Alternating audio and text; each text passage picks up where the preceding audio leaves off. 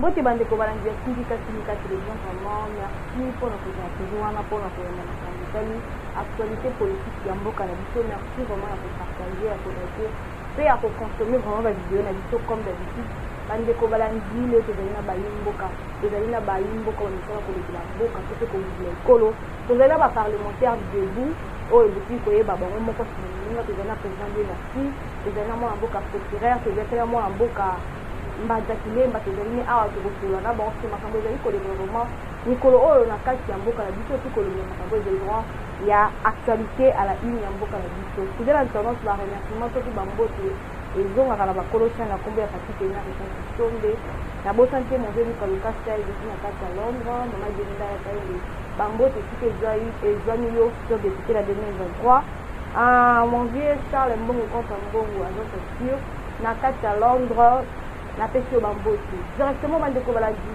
na kopesa bambote na bandike na nga moko sina bilinga mbote mwana mboka mbote mama Sephora na monyo kala fort vraiment moi mikolo de et na mona santé de pele de mer vraiment na sepe de makasi mbote mwana mboka procureur mbote mwana mboka mbote mingi mama Sephora journaliste de communication mbote tena na banko la beta de pas pour nous allons parler merci mwana mboka directement to koki kombanda direct to kota directement na masolo na biso tozo mona to pe to le la manzali o ezali ya ba parlement de lui to moni vraiment ba yimboka to pe ba de comme ça ezali très en colère contre action wana to pe ndenge ba siko boya ba parlement de lui no to la kokara et quand que bino boza ba communicateur boya mbaki na message na ndenge. En tout cas, merci beaucoup maman pour cette question tellement pertinente pour vous détailler pour comprendre maman. Et j'ai pour le cas, parce qu'il y a des gens qui ont commis une question. Le Parlement de Beaux-Arts qui suspendu, on a mis pour le salaire de tout le monde. Mais ce qui est sûr, il faut comprendre ceci. Le parlementaire, quand le phénomène Parlement de Beaux a été créé par Papa Etienne Tshisekedi Tshilombo, il y a un mentor politique. À l'époque, vous voyez que les gens vraiment dans la médias, c'était des bouches à l'oreille pour que les gens aient le République démocratique du Congo. Quand nous étions à la conquête du pouvoir, parce qu'actuellement, nous sommes dans la gestion de la République. Et ce qui est sûr, nous avons vu le secrétaire général de notre parti avait convoqué un matinée le lundi en disant que non, va suspendre le Parlement de Bouvi, Marambo, Kotale, Manambo, que tout comme ça, n'a pas de militaire. Mais ils ont le rôle de déplorer qui m'a cassé. Parce que la communication présidentielle, la communication gouvernementale, la communication et la gestion, la réalisation à présent de la République, ça se repose au phénomène Parlement de Bouche. Même ceux qui sont informés, parce que nous avons la Ligue des jeunes, la Ligue des femmes, la section, le CELIL, mais le parlementaire de Bouche, c'est là où vraiment il y a la politique quotidienne. C'est que là-bas, nous commençons la politique du lundi et samedi 24 heures sur 24. Parce que même à toi, même dans Mboka, même dans l'intérieur, place où il y a plus d'informations, d'autres travail en collaboration avec le président, merci à Mbazatilembe, Batuniosо. Balingara mine qu'on a vu parce que nous avons manipulable, nous avons beaucoup plus corruptible. Mais c'est pour cela que vous avez vu aujourd'hui comme là. Moi j'ai déjà dit que c'était une décision irréfléchie, impopulaire. Parce que maintenant, actuellement, comme nous avons des difficultés, du Congo. Et surtout que nous sommes déjà dans une année préélectorale. Mais dans le Parlement debout, c'est là où tu comptes les Arabes ennemis en Mboka. C'est là où nous essayons un peu. Ça n'a pas commencé aujourd'hui au pouvoir. Donc ce sont des trucs laissés par lui-même le père que nous sommes censés aujourd'hui à continuer dans le combat. Même après ou avant. Mais aujourd'hui au pouvoir, nous sommes en train de se poser des questions. Mais le secrétaire dit que non, hors des outils, on ne sait pas. Moi je ne pense même pas. Parce qu'actuellement, la personne qui gère les partis au quotidien, c'est le secrétaire général Augustin Kabouya. Le président de la République, en réalité, à partir de quoi il y a combien de parlé de la nation. Donc, au moteur, au hôtel, c'est moto barrière à partir de lui-même le secrétaire. Mais vous avez vu, le Parlement a été suspendu pendant, je crois, 3 ou 4 jours. Au moins, il y a comme un déficit communicationnel, déficit à base d'information. Bon, le roi Bissot, Parlement de Beaux-Arts, dans l'état d'esprit. yango moni tolobi que notre kotika le service de la nation tokotika le service ya mboka yango moni nous sommes dans tous les médias actuellement pour parler que Congo défendre notre président de la République, démontrer noir sur blanc ce que le chef de l'État est en train de réaliser vis-à-vis de ces problèmes. Merci mon Mboka Dieu, merci au gros de micro pour qu'on par rapport à ndenge basi kokata to kopekisa oyo ezali ba parlement de Dieu. Merci maman Sephora na oui koyebisa yo azolala te parce que il faut comprendre que banguna na Congo, banguna ya République démocratique du Congo, il faut comprendre que phénomène parlement de Bouzo chabango malalaise. Yango ba côté là, na ba moko ya biso. Ba luka ete ba suspendre auto beni phénomène ya parlement de Bouzo. De 1. De l'eau na utuko ya baba appel par-ci par-là. Okaki même procès moko ya papa na biso Vital Kamere o utuko bima. Na bandeko na yenyo. Batebele bakomi ko bali, bakomi ko sangisa événement wana na mambo parlement de Bouzo. Balobi, ce parlement de Bouzo ezalaka. Mais yo bainga basala basiti même kotumba bapine. Ba yo comprendre ce phénomène parlement de Bouzo parce que suspendre ngo pour ne fils que babinisa. Ba oyo ya bango bazalaki na bango même moral. Biso to koloba ndenge wana te toali wana mpona kodénoncer parce que soki papa na biso aselo akendaki le plus loin ya kozwa message na ye azali oyo tobengi moko ya baparlementaire de Bouzo. Mama likambo solo mona ngo lokola masano tozali koenvisager 2023. Même papa aselo akosala boye mais lelo azolisi mitema na biso nde mitema bato bazolanda biso libanda ya mboka. Au-delà, papa, c'est le seul dit aya kozongela, c'est la même campagne parce que le mandat était là. Ah oui, vous voyez ça. Papa, c'est le la campagne. Même, bah oui, bazolingete ba mikuta na ba milliers de personnes au bazali libanda, on est fils kauchi musala alikola na magambo ya mboka na ye. Azomona yango te. Lukanti batona 2023 ko tombola musala. Même na cité parce que parlement de Buna minute ko musala na système les bouches à l'oreille.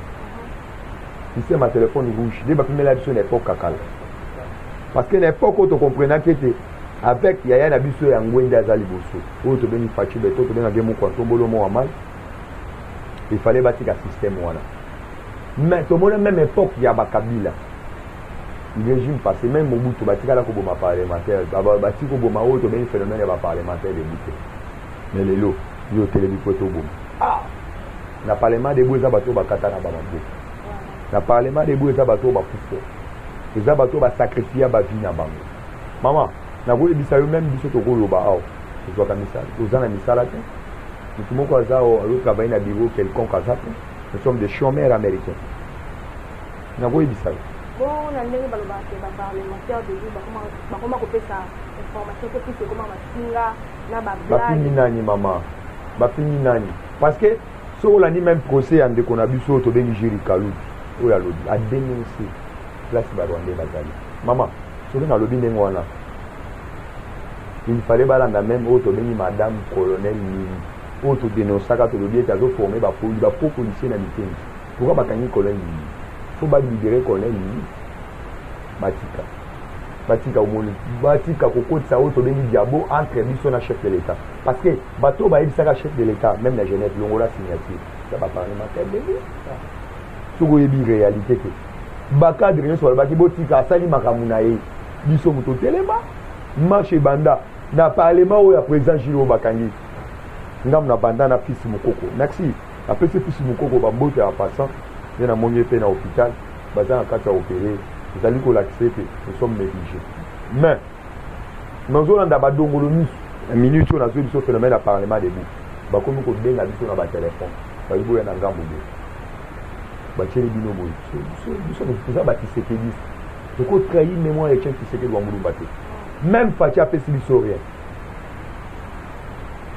toi lui on a pour nous soutenir même boka na biso merci moi mboka parce que moi pour la ngambo wana moi mboka okobasani pour la makambo ya mikoka to pour la merci maman Sephora vraiment yo sala mituna mo kitoko na sepeli vraiment mutuna oyo na zocha mungu na président Dieu merci na président ngai sénateur en tout cas na likambo etali phénomène parlement débat en tout cas toboyi et kotikala ka jamais kosala malikambo assez la salle et tikala kosala mati oui et kotikala kosala mati zela zonga na sima na 2011 papa était Tshisekedi dabi moi au pouvoir na refait ça 25% quota na baparlementaire debout ayebaki le pourquoi alobaki eloko wana parce que papa ete Tshisekedi bando kozwa bainformation epa baparlementaire anoyokaka baparlementaire debout Maman, na ba ministère parlement de l'Union ou le ministère de la petite parlementaire de voilà. Vous comprenez maman c'est pour donc papa ete Tshisekedi bando ko pesa confiance na baparlementaire debout payer baka likambo leki lelo oyo eza donc jaloux na solo bango bien eza jaloux parce que biso to dénonçaka et ça même na ba congolais surtout na mboka na biso oyo plus de 80% aurait écoute ba na ba parlementaire debout ke ba ke na la RTNC lo ni ba malonga balobaka top congolais on y malonga balobaka mais ba parlementaire debout ba dénonçaka atina z yango moni ke ba combattant et puis moni ba papa ne ba maman ne ba talaka ba parlementaire parce que balobaka les choses vraies la information sur ton ça yango to dit que non to boyi to ko démérer ndenge papa Tshisekedi da tika biso ba parlementaire debout kina suka peto yeba kango lelo maman Sephora bato baso concevoir pouvoir ti lelo oya parti bato c'est les combattants et le parlementaire debout yango to dit que to boyi loko wana aselo atakana aselo pas qui combattant aselo pas qui parlementaire debout vous comprenez yango to dit que toti ka bato baso mbouyer aselo wana baso koto na distraction biso to za boyi to ko mema pouvoir na biso jusqu'au bout et puis les parlementaires debout tokotika parce que ça m'a killé na biso ndenge président dia auto le biso na futa ka biso tozo longa ba selemau tozo pas annoncer la bonne nouvelle de papa Tshisekedi ni na fait ça biso transport souci wana mboka tozo ça la cause juste na ba parlementaire debout yango mo lelo oyo parti beto azo va faire ngonde na à cause ya ba parlementaire debout yango to le dit que bokita bo mata parlementaire debout ba parlement debout et que kufa ke nous sommes pour notre sunga vision chef de l'État. Merci moi Mboka Rodo ça nous faut pas de sécurité. Donc moi Mboka solo bien mamutali situation sécurité secrétaire ya ngambu ya SN na biso to kile komona mulagana bande comme ça baki bazolo ba ete ba récupérer ngo mais de l'autre côté ba ba net ba récupérer ngo mais biso ro basani ni pour la dossier wana. En tout cas merci beaucoup maman pour notre comment occasion pour tout ça ça tout partager pour la dossier ba libanda na karibu. Ce qui est ici, il faut comprendre que l'autre, c'est tellement difficile. Tant que Kabila a dirigé ce pays, quand Kabila était à la commande, à la magistrature suprême de Toulouba, à la commandation de l'État, pour le village Oyo, FRDC va récupérer. Parce que le système M23, même avec le rebelle à l'est du pays, ça n'a pas commencé avec le président Tshisekedi. On a insisté à ça. Biso le long à pouvoir tout ça va victime d'insécurité totale laissée par la Kabylie. Il y a des accords signés au culte dans ces pays au détriment de la population congolaise à l'intérieur d'un individu. Des accords partisans et plus personnels. Préveneux, vraiment Chubanda à l'époque ministre des Affaires étrangères, ministre de la coopération régionale, on a signé les accords le 23 mars 2009. Là où Bagréa qui est inventé comme un parti politique, côté une institution politique. Quand vous avez vu actuellement Makamouane Banel, c'est parce que Makambo Balataki Bango Lobby va se réaliser en Europe. Et tu sais qu'il arrive au pouvoir, lui-même tu sais qu'il avait dit que non, une fois au pouvoir, je ne peux jamais accepter ma compatriote va perdre l'air du jour aujourd'hui. Je suis prêt à la sacrifice suprême afin de rétablir la paix totale à l'est du pays. Prévenez, vous avez vu, le chef de l'État dit encore que non, ou soit la paix totale, ou soit la guerre totale. Avec la récupération de sites frontaliers en habitant. D'abord, la complicité qui n'a armée ougandaise. L'armée ougandaise, nous avons fait les accords circonstanciels avec l'Ouganda pour faire la mutualisation entre l'armée congolaise et l'armée ougandaise. Mais vous avez vu, le fils de Museveni a donné quelques stratégies militaires au sein de l'armée rwandaise. Parce que Kagame et Museveni tu sais qu'il arrive au pouvoir, la team que Kagame maintenant Rwanda va béban. Ok, Museveni est venu pour faire le chantage vis-à-vis du Rwanda pour Rwanda récupérer. Et le président de la République était prêt pour signer n'importe quel accord au nom de la paix, au nom de l'intérêt général de la population. Les gens ont voulu condamner le chef de l'État en disant que comment Tshisekedi peut accepter qu'on puisse raffiner notre or, nos ressources naturelles au Rwanda sans pour autant que c'est le Rwanda qui nous attaque. Mais vous devriez savoir, Tshisekedi avait dit c'est qu'il est prêt pour tous ces accords au nom de la paix. Donc nous avons vu qu'au lieu qu'il y a en Italie et qu'il y a en Turquie, vous mettez un pays voisin, mais au nom de la paix pour maintenir la paix à l'est du pays. Mais Kagame n'a pas pu comprendre le chef de l'État, il a voulu trahir. C'est pour cela que Kagame a eu son temps comme Kabila, on a un colossaire qui se cache. Et maintenant la cité frontalière, il y a Bunagana. bateau va faire ça qui stratégie dans l'armée ougandais, c'était l'enfant de Museveni. Bref, année, vous avez vu, l'enfant de Museveni avait dit qu'il ne peut jamais accepter mon toit trahir, non qu'on ait Paul Kagame. C'est pour cela que vous avez vu le porte-parole Sylvain Ekenge. Alors, il dit que le repli armé dans le sud frontalier de Bunangana, c'était un repli stratégiquement militaire pour avoir des dégâts collatéraux et belés, pour protéger la population. Mais je vous dis que la situation était au calme. Vous avez vu le commandant adjoint en garde républicaine, Chico Chitouambois, pour la dans quelques minutes, parce que jusqu'à force de côté, nous restons beaucoup plus politiques. Nous réfugions à côté en militaire parce que d'autres éléments nous ne pouvons pas étaler sur la place publique pour ne pas donner l'ennemi, en fait, donner l'ennemi l'élément où peut-être encore pour attaquer Bissot. Mais ce qui est sûr, l'armée n'a dit que c'est un soutien total, il y a commandant suprême, il y a l'OBT.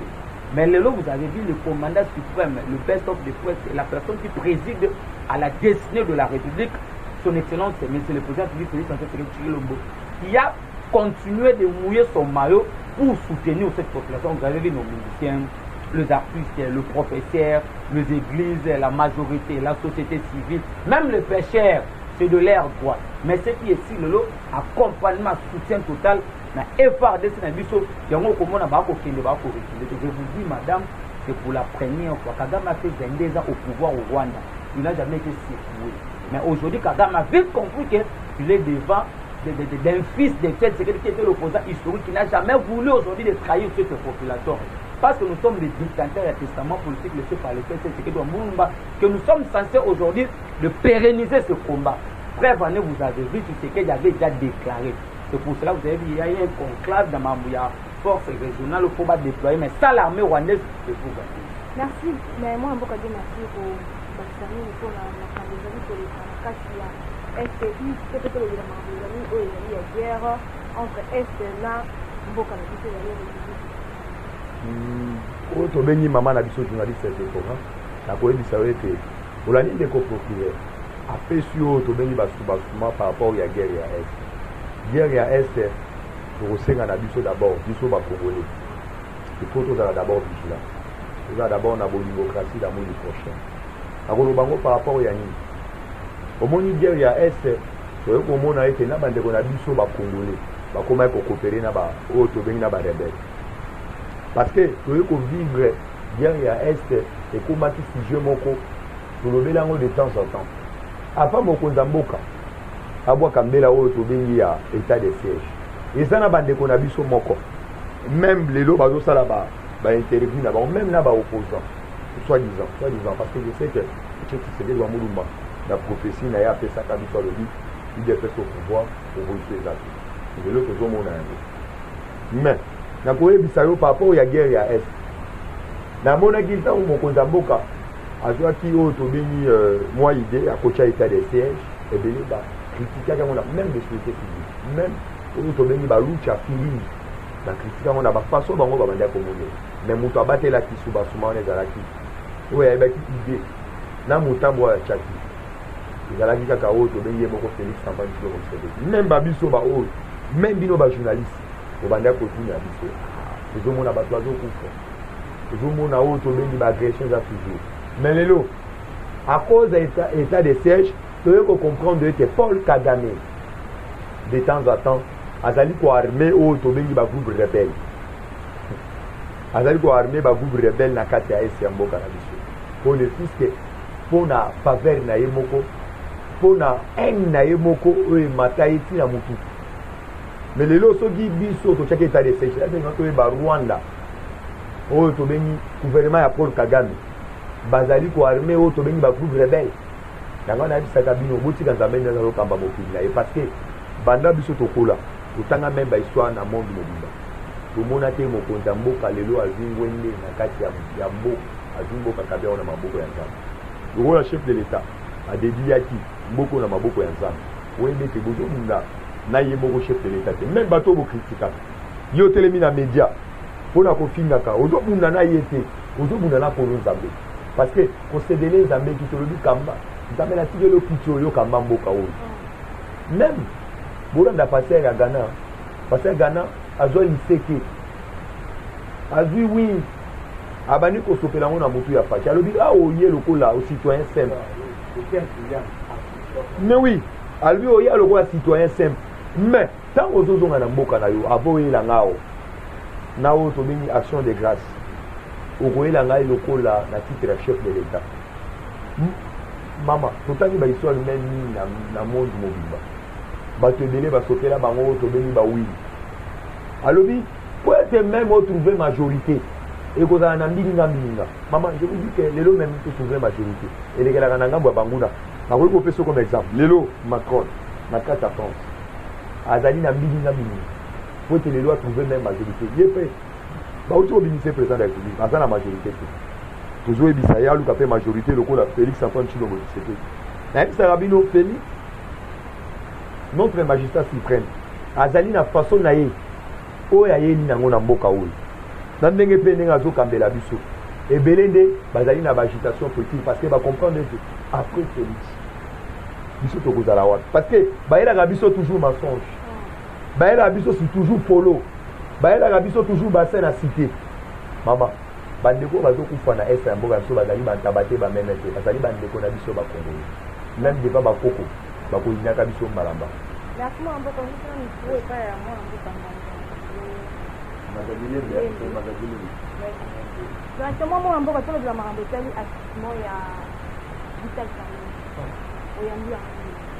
dire que Vital Kamerhe et Congolais, en tout cas, c'était la population haute. Le Cambo haut, même Tangamo Fumuzulu, c'était la Cambo haute. Parce que Bantakile n'a pas Congolais 100% de père et de mère. Le Congo 100% quoi? Vous comprenez? Biso ba Congo teninga ba kaba liboité et Kamerhe il a fait beaucoup de crimes dans Katamboka. Susu kakididiko. Tutu kakididiko. Vous comprenez? Tutu kakididiko. Tant que ce soit de là car vous attendez Mbongo azate.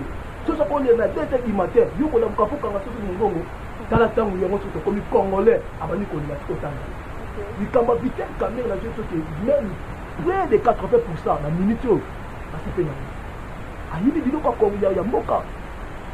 Asali babilo ko moka mabe o Congolais la moni lo côté 13 moko te lo moto zela oh ba monta wana ezakinde ya moto to ça mo peut-être basali ba vol systématique na polo ba ya babilo ko moko ya caché ya ko bomba na bomba mais c'est vrai ils comprennent même c'est vrai voilà mais Kamerhe ba ni bon na 100 jours na biso oyo parti ba tota ko ta pouvoir ils comprennent ceux qui basaki bato moko malamu chef à cabinet moko malamu mais le temps social na biso et ça beauté mais temps sur le au moins changement muké et ko kota na mboka na biso mais à cause de Vital Kamerhe et loko asali oyo moi na mboka na fait la beauté c'est que le Vital Kamerhe abima mais ça na kotanga kutu ba jamali wana te ngana kotanga ba jamali wana kutu te na kotanga ba jamali wana te bon na ba sa étranger parce que bato bazo suna kata mboka no mais Vital Kamerhe azalaki na souci kwa cité mais bazali toujours na bakaba na banga cc pour ça ko bomba parti beton on peut comprendre sortir pour du Vital Kamerhe en tout cas tous les Congolais on peut comprendre que il ne procès na to yebita pour constitutionnel ba magistrat yango to bi que justice na biso et so sunga parti beton justice so maman Rose ministre de la justice bazo sunga parti beton te justice ezo kende mabe ok la justice là merci mo mboka pesa na lobefa ya populaire okoloba nini mpona atisma ya Vital Kamerhe tomoni na INC na parti ya lobe kadi loma feti minene baza kosepela drapeau tomoni ke ezaki ya koboma tomoni drapeau etomaki point de vue na les amis en tout cas il faut totikala beaucoup plus na localité bato fo bayeba lelo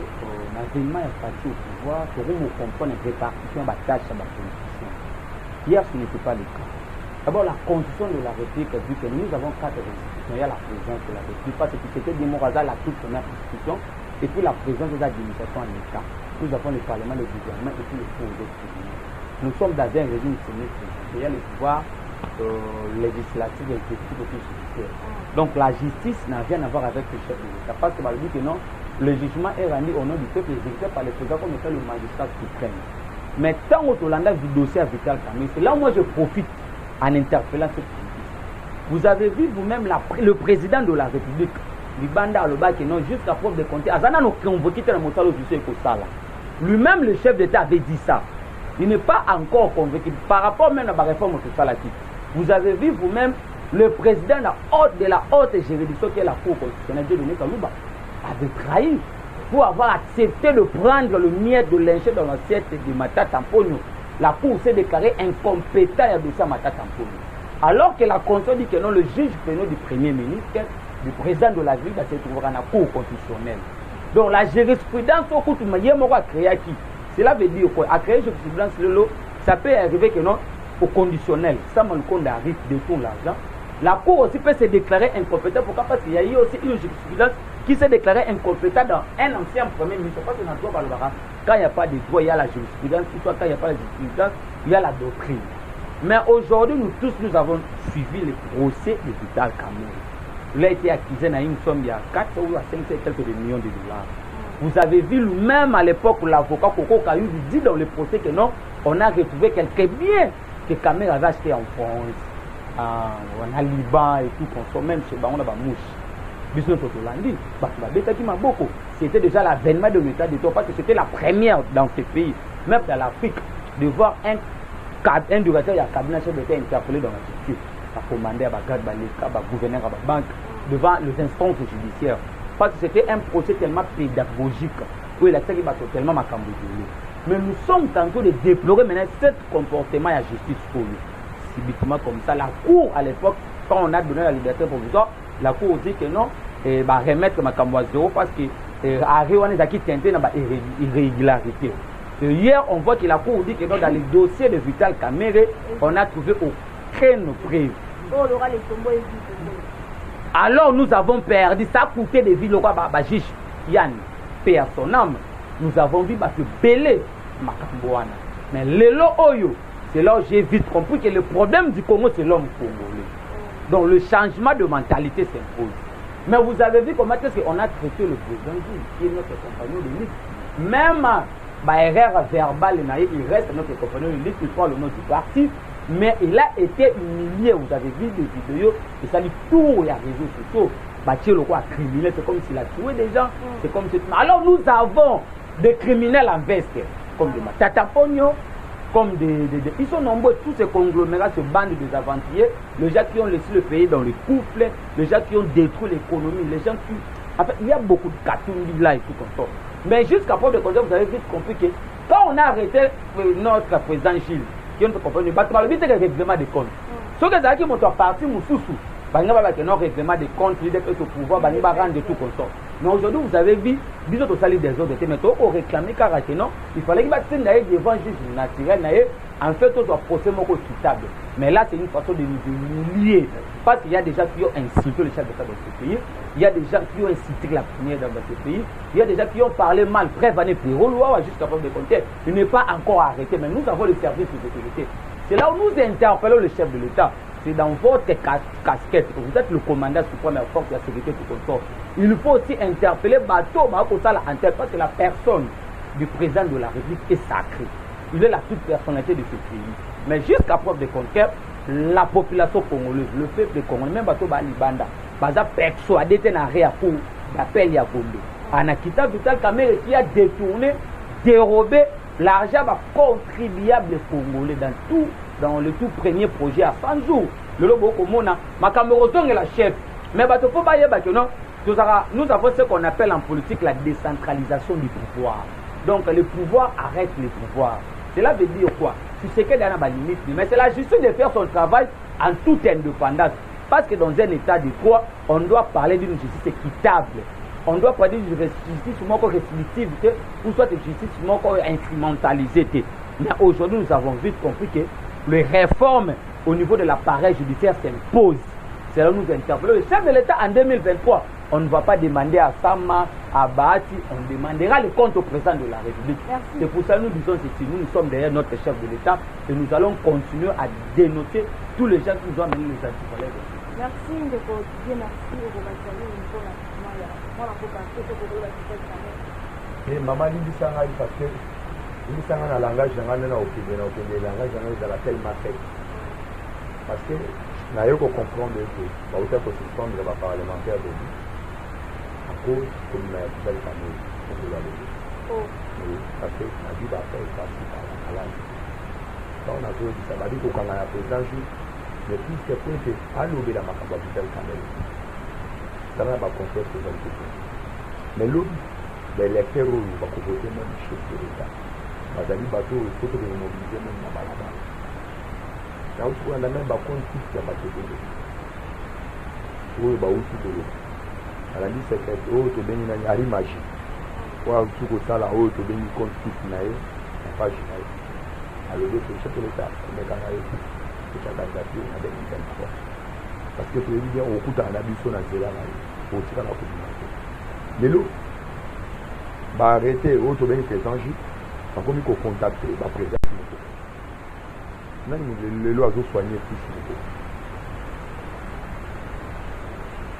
est-ce que bozo aider chef ou bien bozo aider chef des conseillers si lelo même permanence banyataka te na babureau na bacabinet ya baconseiller même combattant moko azali te kende na basociété baparlementaire ebo ata moko te banda na pasteur biliki shole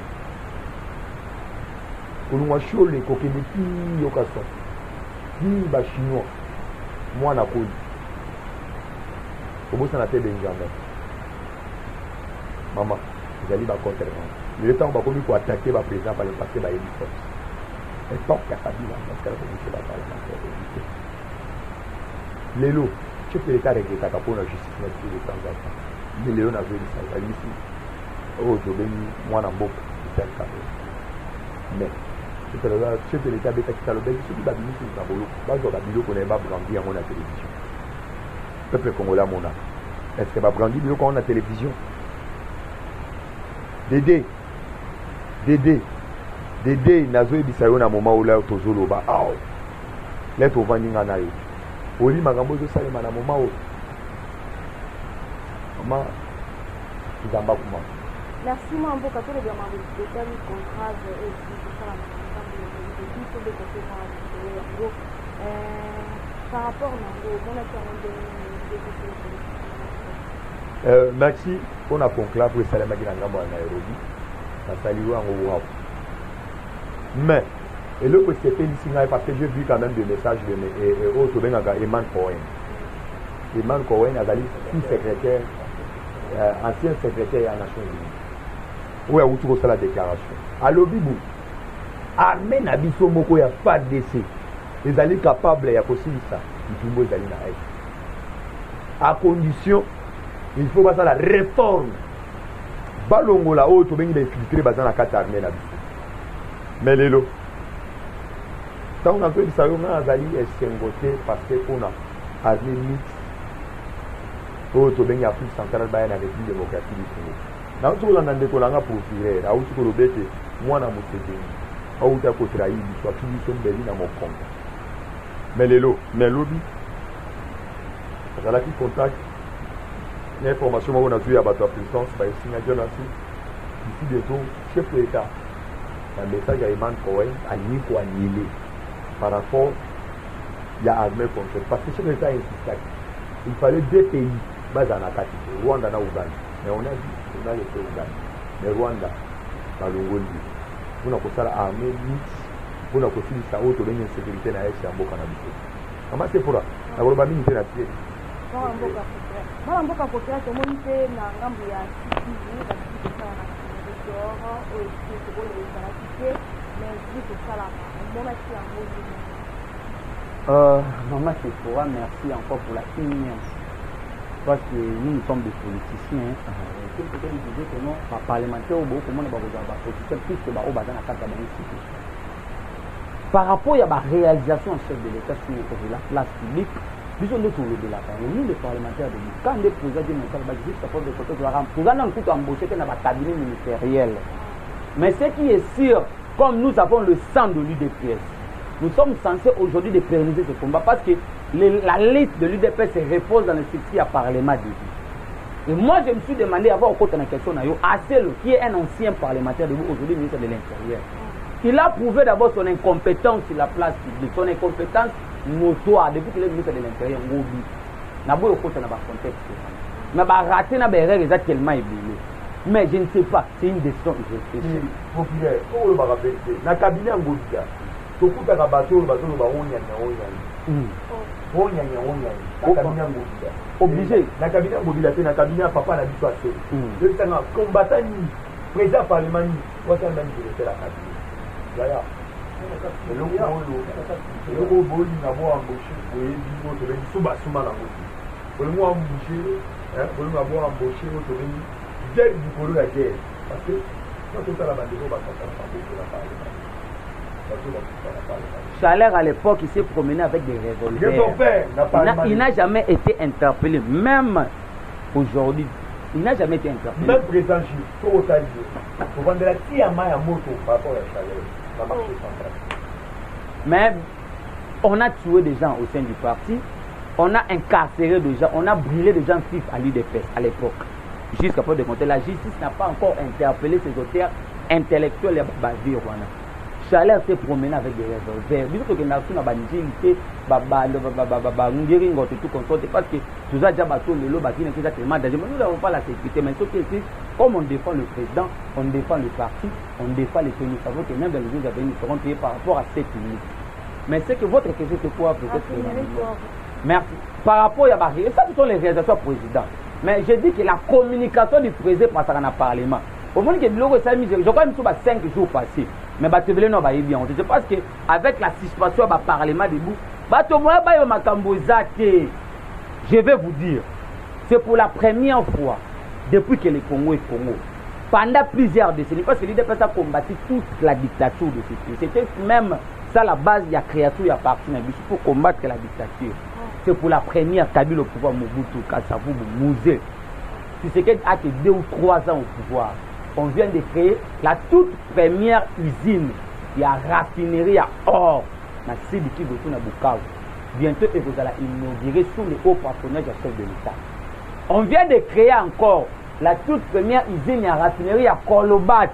Pour permettre de créer ma batterie dans ma voiture. C'est pour la première depuis que le Congo est sous l'entremise de notre chef de l'État. On vient encore de créer une usine à formation à câble électrique. Dans notre pays. Ce que je dis, je le maîtrise.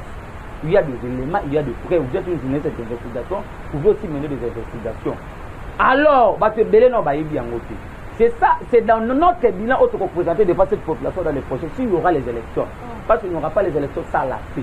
Et quand il n'y aura pas les élections, nous sommes censés d'interpréter les cycles exceptionnels de la contexte du reste jusqu'à l'événement de Jésus-Christ. Parce que Tshisekedi aussi n'a pas un mandat, il a une limite. Tant que Biso notre combat décidé, Tshisekedi ne va pas quitter ses pouvoirs.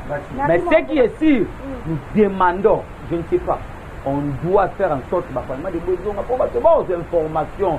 Nous sommes devant une ennemie qui a peur des élections, au bas peur, il y a communication, dit que dans le scriptif Parlement debout, c'est là où sort vraiment la vérité de ce que merci moi mboka tomoni moi mboka mbakatile là tomoni nouvelle recrue ya ba garde républicaine et puis c'est ça la marque pour la suite de l'autre par rapport à la nouvelle recrue.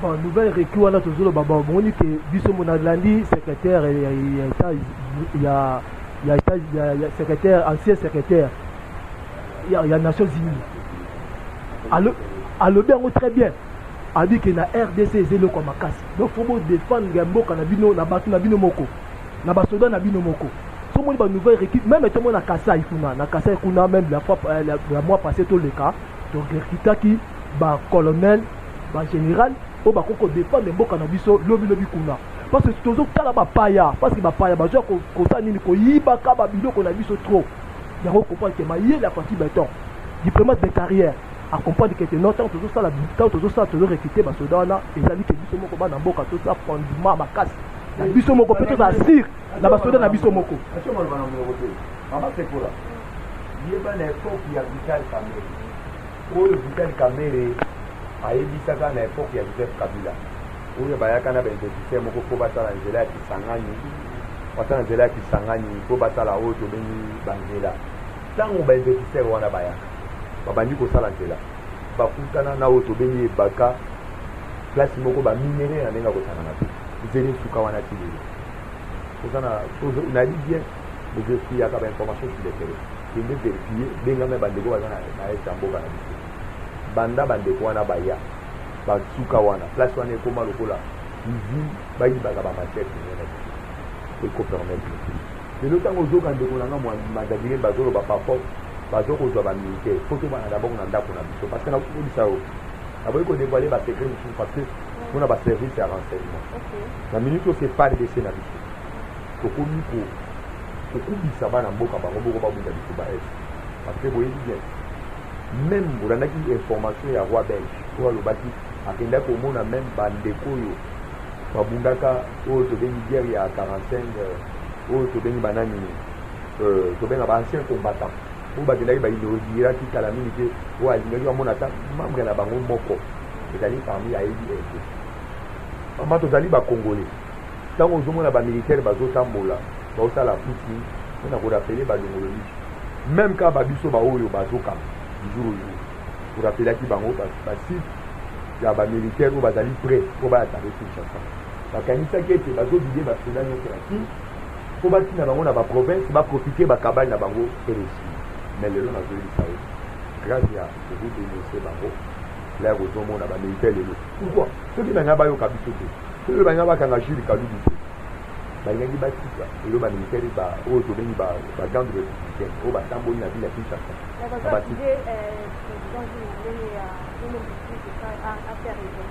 mama kota korevolte nayebi bien papi tamba arevolta bango Pierrot Loire akota mpona vie privé ya chef de l'état nakokende colonel oyo ya Goma oyo alobaki tout le monde bosimba machete bosimba kongo bosimba pao mpo monguna akoteli biso oyo akomona oyo asimbi lichete asimbi pao ese président asalaki mesaki abengisa peuple congolais basimba chete basimba pao mama eyebaki ete même nazoyebisa bino nazalaka na leso moko na ndeko na biso oyo tobengi chef bakangai na bamouvement ayebisisa fundaka ye bakangai akendaka prison ntango jeff sale baintervention jeff babima prison jeff kala mingi tomoni santene ekominizeka lelo tokunda jeff mais lelo eloko bino bozosala boyebi oyo tobengi mbano na moto bosala yango na compte bosacrifie présent mais tomona oyo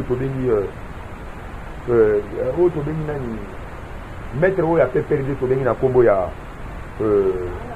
te oyo tobengi na nani ya chaleur abima kuna baévoqueur mpona kotrake même oyo tobengi na bamatete kuna bana matete bayebisa amona chisi moko ebima mpe akenda le plus loin ya kokri papa moko biloko ya lusu aye kolue mituka papa na biloko oyo tobengi ya ba 5 000 $ na lusu aya boya bela papa na biloko deso wana papa ntango na justice sisi wana olite de la justice de Hollande jili ayi de kwa mtu mama to dénoncer ba Rwandais tout oui pourquoi beau film ça pouvoir la Félix Antoine Tshilombo Tshisekedi merci moi en beaucoup comme nous on Tshisekedi président merci c'est là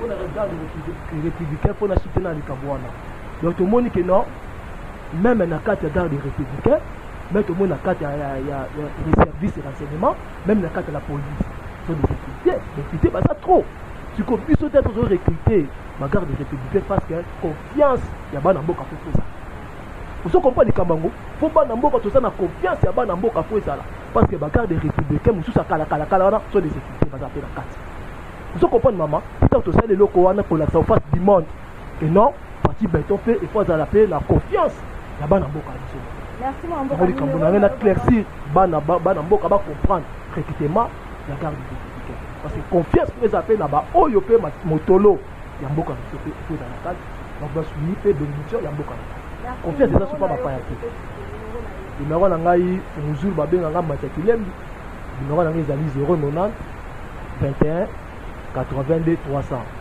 090 21 82 300 mwana mboka populaire sokomi na suka mo de la sala numéro na retour à merci beaucoup na banque ba la télévision et puis merci beaucoup à notre DG du système de la société depuis longtemps donc je vois que ce soit général pour le fait que qui reste dans la légalité de la justice quand on a ce qui pas comme quoi quand on a que ça on fondé 09 puisque ça on fondé 09 donc prière de nous soutenir financièrement moralement et justement même de nous accompagner dans la prière en fait à tout pour toujours dans mon pourquoi parce que c'est la seule lutte qui libère donc la lutte continue nous allons faire en sorte de conserver ces pouvoirs le plus longtemps possible. Mais nous sommes tentés de compétir avec le président Gilles, de près et de loin. Donc, juillet, cause à Bisolobi, nous sommes vraiment tentés de condamner. Nous demandons sa libération immédiate. Pourquoi parce qu'on ne peut pas accepter, nous sommes déjà au pouvoir. Merci, na pe kopesa ba etandoke nyonso mbote na bosani na kopesa DG mbote na bosani te mwana mboka sekola nayebi ezali bandaka bosana te banda opposition etanza tanza kosekomo kosambela te mpona oyo ya biso parceke balobi mpo bakanga biso nyonso mpona komisa ete kompona bango ekokisana donc au tokomunda mpona ekolo général ya mboka ekotala. Merci de partager mon roi à Gilles Kabi. C'est à lui qui a bango dans sa face. Soit si il faut pas. Ça va pas de la beau sanité. La reprise ça y a au genou beau. Le mandat papier de la ville.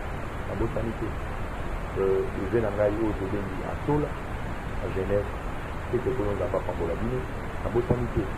Vénanga Moko Nicolas, ici aux Alina, la France. Maman Mwanza Kabea, c'est que nous n'avons pas pour la vie, c'est pour on est là, nous avons découragé du sabbat. Nous n'avons pas eu à côté ça, mais nous avons découragé du sabbat, à la fête. Nous avons intimidé du super à la fête, à Mokao, les amis Bakongolais. Nous avons un plus de 0,85, 30, 10, 45. 0,85, 30, 10, 45 natifs.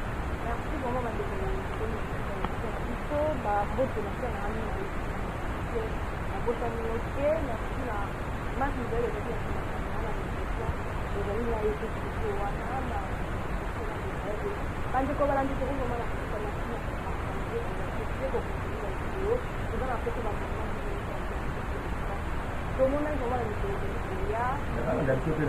la chaîne la biso toujours bien la nouvelle génération. Vous allez chaîne, oui, nouvelle génération, parlement de vous nouvelle génération, le commis la chaîne, c'est mis la base, au bateau la biso, à Congolais, nous sommes la nouvelle génération. Nouvelle génération télévision. Au Romo Nabino Moko, vous avez la tête à tête. Sur le vu sur maman, c'est pour aller au Merci. Merci vraiment.